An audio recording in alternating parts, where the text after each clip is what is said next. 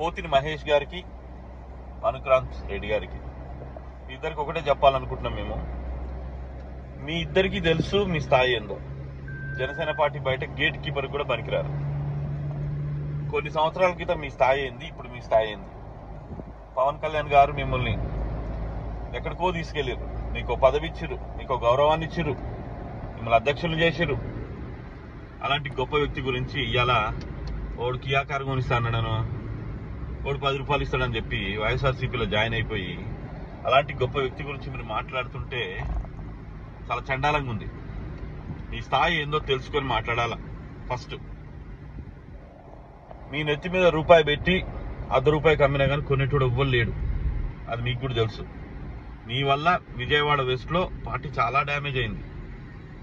అంటే జెన్యూన్ కార్యకర్తలు మీరు ఏ రోజు దగ్గరికి రానియలే, గేటు బయటనే ఉంచారు.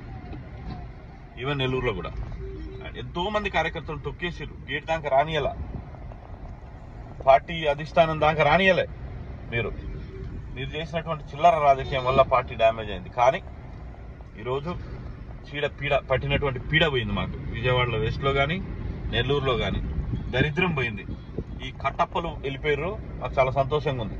ఎందుకంటే ఇంకా పార్టీ బ్రహ్మాండంగా ముందుకెళ్తుంది. అక్కడ సంబరాలు చేసుకుంటారు. సిగ్గుండాలి మీకు కొంచెమన్నా. మీరు వెళ్ళిపోతే సంబరాలు చేసుకుంటారు. ఎక్కడ కూడా రాష్ట్ర చరిత్రలో కూడా ఎక్కడ కూడా ఎవ్వరు వెళ్ళిపోయారా కానీ ఇట్లాంటి జరగలేదంటే తమరి గొప్పతనం ఏందో అర్థమవుతుంది. అయినా కానీ అసలు మీ గురించి మాట్లాడడం కూడా టైం వేస్ట్. ఎందుకనంటే అసలు మీ స్థాయి కాదు మాది మీ గురించి మాట్లాడాలంటే కూడా. కాబట్టి మీరు ఎప్పుడైనా మీరు పోతపోరి సస్యసావరి ఏ పార్టీలో పోయినా మాకైతే పరగబడదు. మీలాంటి వాళ్ళని కొన్ని లక్షల మందిని తయారు చేశారు పవన్ కళ్యాణ్ గారు. జనసేన పార్టీ అనేది కొంతమంది లక్షల మందిని తయారు చేసింది లీడర్లను. ఒకడో రెండో కట్టాపులు వెళ్ళిపోతే మాకు పెద్ద ఉరిగేది ఏం లేదు. అక్కడ పెద్ద ఆర్గనైజేషన్ జనసేన పార్టీ అంటే అదేదో ఉత్తుత్తి పార్టీ కాదు. 2014 నుంచి ఈ రోజు వరకు పార్టీని కదిలిచ్చినోడు కూడా లేడు. మనకు ఒక్క ఎమ్మెల్యే లేకపోయినా, ఒక్క ఎంపీ లేకపోయినా కానీ ఇంచు కూడా కదిలియలేకపోయారు. అది గొప్పతనం జనసేన పార్టీది. మీలాంటి వాళ్ళు వస్తుంటారు పోతుంటారు, ఏమంటారు పాసింగ్ క్లౌడ్స్. మీలాంటి వాళ్ళు, మీలాంటి కట్టప్పలు పాసింగ్ క్లౌడ్స్ వస్తుంటారు పోతుంటారు. పెద్ద ఒరిగేది ఏం లేదు పార్టీకి. ఈ రోజు నుంచి మాకు దరిద్రం పోయింది అనుకుంటున్నారు అందరు అక్కడ.